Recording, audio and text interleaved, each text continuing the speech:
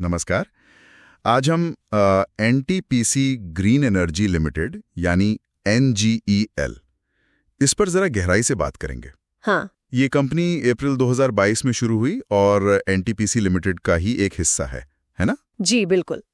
और दिलचस्प बात यह है कि पिछले साल मतलब सितंबर 2024 तक ये भारत की सबसे बड़ी सरकारी रिन्यूएबल एनर्जी कंपनी बन गई थी, अगर हाइड्रो को न गिने तो। अच्छा। हाँ, और जो जानकारी हम इस्तेमाल कर रहे हैं वो screener.com और एक दस्तावेज है एनटीपीसी ग्रीन एनर्जी नवीकरणीय ऊर्जा का भविष्य, उससे ली है।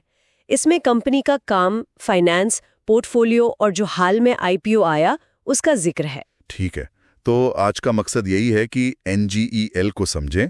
मतलब आज की तारीख में ये कहाँ है, क्या ताकत है, क्या मुश्किलें हैं इनके सामने और आगे का क्या प्लान है, खासकर वो जो नया आईपीओ आया है उसके बाद। हाँ, तो चलिए शुरू करते हैं।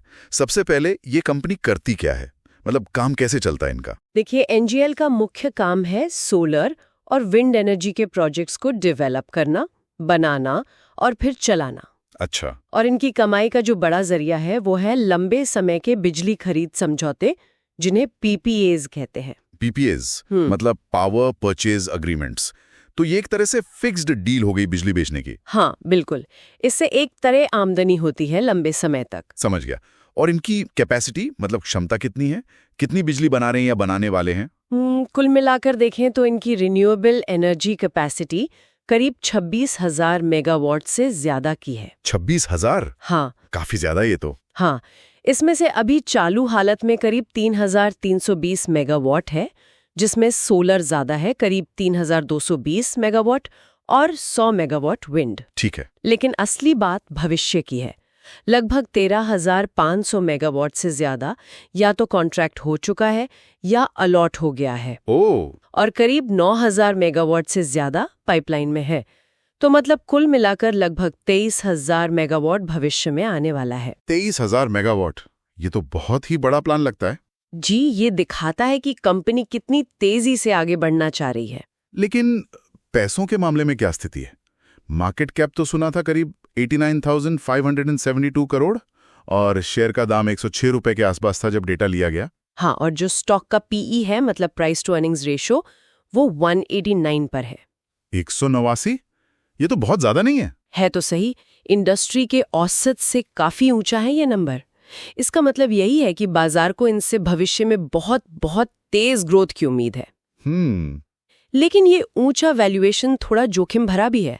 अगर कंपनी उम्मीदों पर खरी नहीं उतरी तो मुश्किल हो सकती है। हाँ, ये बात तो है। और भी कुछ चिंताएं थी शायद, जैसे स्टॉक अपनी बुक वैल्यू से करीब 5 गुना पर ट्रेड कर रहा है। सही। और मुनाफा होने के बावजूद डिविडेंड नहीं दे रही कंपनी। हाँ, ये भी एक पॉइंट है। ब्याज कवरेज अनुपात भी थोड़ा कम है और ऐसा लग रहा है कि शायद वो ब्याज की लागत को कैपिटल खर्च में डाल रहे हैं। अच्छा।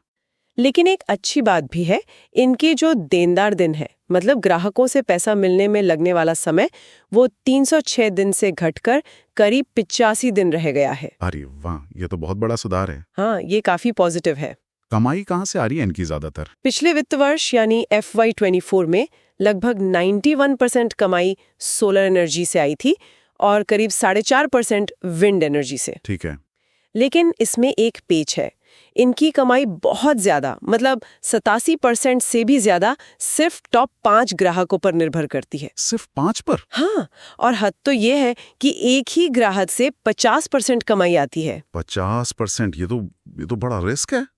अगर वो ग्राहक चला गया तो? बिल्कुल, ये एक बड़ी निर्भरता है जो जोखिम पैदा करती है। कंपनी की आय पर सीधा असर पड़ सकता है।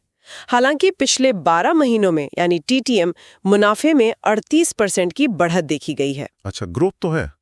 अब थोड़ा जमीनी स्तर पर बात करते हैं। ठीक है। इनके प्रोजेक्ट्स कहाँ-कहाँ चल रहे हैं? ये लोग अभी 6 राज्यों में काम कर रहे हैं, लेकिन सबसे ज्यादा काम राजस्थान में है, जहां इनकी चालू क्षमता का 62% से ज्यादा हिस्सा है। राजस्थान में दबदबा है मतलब? हाँ, और इनकी अपनी एक सब्सिडरी है NREL जो पूरी तरह इन्हीं की है, और 2 जॉइंट वेंचर भी हैं। जॉइंट वेंचर कौन से?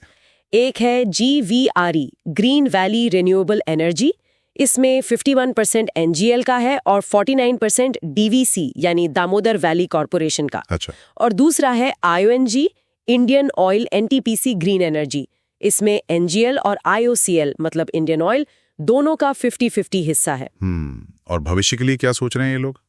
सिर्फ सोलर और विंड या कुछ और भी? नहीं, अब ये लोग आगे देख रहे हैं ग्रीन हाइड्रोजन, ग्रीन केमिकल्स और बैटरी एनर्जी स्टोरेज सिस्टम यानी BESS, इन पे भी फोकस कर रहे हैं। अच्छा, ये तो फ्यूचर टेक्नोलॉजी है। जी बिल्कुल। जैसे आंध्र प्रदेश में पुदिमकका में एक ग्रीन हाइड्रोजन हब बनाने का काम चल रहा है।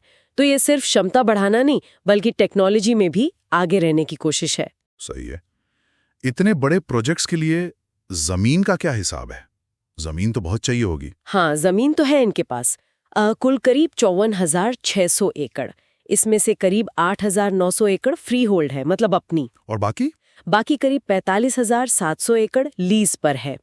और यही थोड़ी चुनौती है। लीज वाली जमीन में क्या दिक्कत है? कुछ लीज वाली जमीन को ट्रांसफर करवाने में दिक्कतें आ रही हैं, खासकर जो रोजमल और जेतसर पवन परियोजनाएं हैं वहां पर। इससे इनके विस्तार की रफ्तार पर असर पड़ सकता है। ये ध्यान देने वाली बात है। इनका IPO भी तो आया था हाल ही में। जी हाँ, नवंबर 2024 में लिस्ट हुई थी कंपनी और उससे करीब 10,000 करोड़ जुटाए हैं। 10,000 करोड़? इसका इस्तेमाल कहाँ होगा? इसका बड़ा हिस्सा करीब 7,000 करोड़ कर्ज चुकाने में जाएगा और बाकी सामान्य कॉर्पोरेट कामों के लिए। कर्ज की बात आई तो कर्ज है कितना इन पर? H1 FY25 तक, मतलब पिछले साल सितंबर तक, इन पर कुल 17,057 करोड़ का कर्ज था। 17,000 करोड़, ये तो काफी ज्यादा है। हाँ, कर्ज का बोझ तो है, खासकर जब इतने बड़े विस्तार के प्लान हो। हाल फिलहाल में कोई नई खबर आई है इनकी तरफ से? जी, अभी जून 2025 में ही इन्होंने गुजरात के खावड़ा और मध्य प्रदेश के शाजापुर सोलर प्रोजेक्ट्स के कुछ हिस्सों में कमर्शियल ऑपरेशन, मतलब बिजली बनाना शुरू कर दिया है। अच्छा।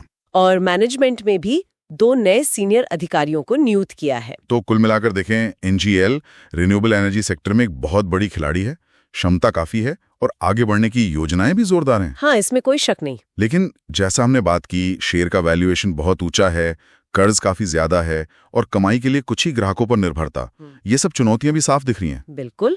और एक सोचने वाली बात ये भी है कि NGL सिर्फ सोलर और विंड में ही तेजी से नहीं बढ़ रही, बल्कि ग्रीन हाइड्रोजन और बैटरी स्टोरेज जैसे बिल्कुल नए और शायद ज्यादा मुश्किल क्षेत्रों में भी जा रही है। हाँ। तो सवाल ये उठता है कि भारत के रिन्यूएबल एनर्जी के भविष्य पर, जिसे ये डोमिनेट करना चाहते हैं, उसके लिए सिर्फ क्षमता बढ़ाने के अलावा अगली बड़ी तकनीकी या रणनीतिक रुकावट क्या हो सकती है? क्या ये नई टेक्नोलॉजी होंगी या कुछ और? इस पर सोचना दिलचस्प हो।